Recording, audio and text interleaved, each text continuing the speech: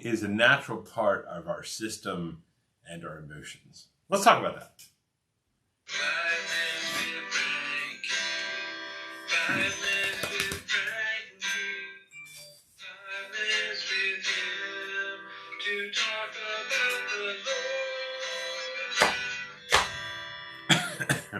Yeah.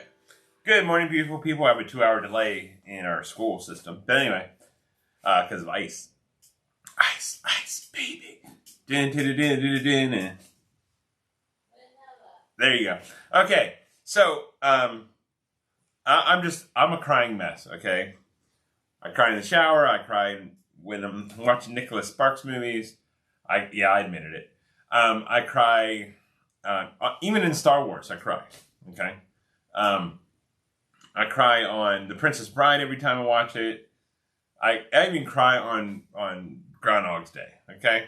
We haven't finished the whole thing because I was tired and went to bed, and I guess my wife and daughter were betting on me of what I was going to say and what time I was going to go to bed. But anyway, so crying is like this natural part. I don't know. I guess I'm in touch with my crying side all the time. Katie, not so much. At our wedding, she's like, "Don't you cry. My mascara is going to run if I cry." And I did anyway. I cry about everything. I'm a joyful person. But anyway, the cool thing is when you get to the New Testament, when you get in front of Jesus, and he talks about the Sermon on the Mount, Matthew chapter 5, 6, and 7. If you want to read something really good, it's really good to read because it's the retelling of the 10 Commandments, but heart issue. It's not a tablet issue or a law issue. It is actually the heart that we're supposed to give God as a sacrifice, and then these are re-explained in Matthew chapter 5, 6, and 7 as the Sermon on the Mount, the 10 Commandments.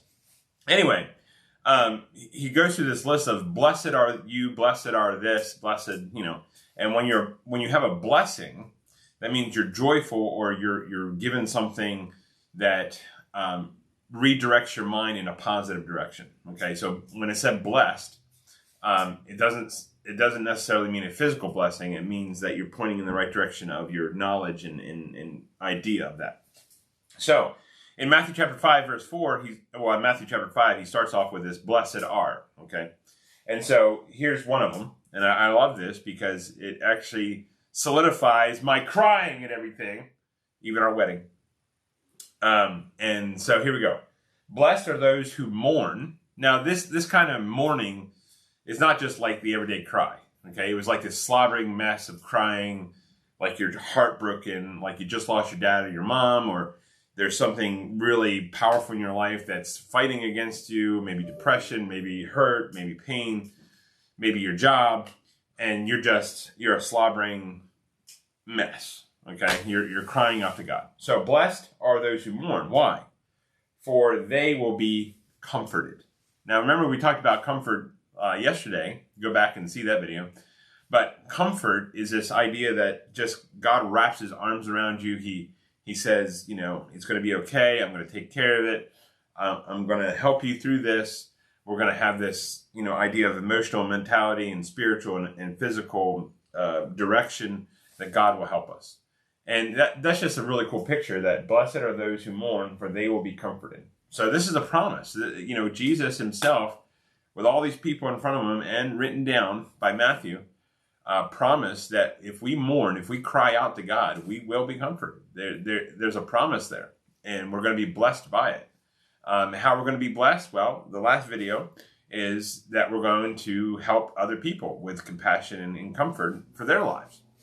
So this whole idea of just cycling back and forth of these blessings that we share with each other, and also the blessing you share with Jesus. So it's this whole picture of a body, of a love that you should have as people, one another, and also the love of Jesus. So I think this is a really cool scripture that solidifies my idea that I can cry about everything.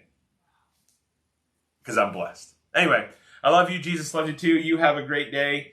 And have a good Thursday. Be safe out there if you're going to travel. All right. Love you. Bye.